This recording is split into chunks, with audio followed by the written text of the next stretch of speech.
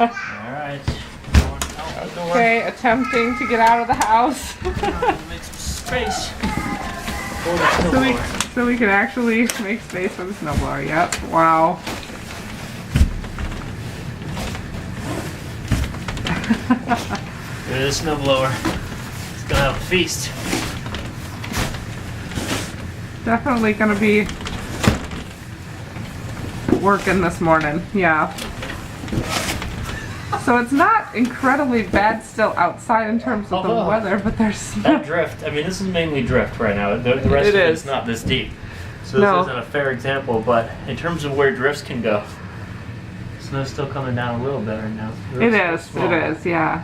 It seems like the plows have come through once or twice, but it's still, we got cars buried in the front and everything. I think the snow, I mean the wind and the drifts are a lot of the problem. All right.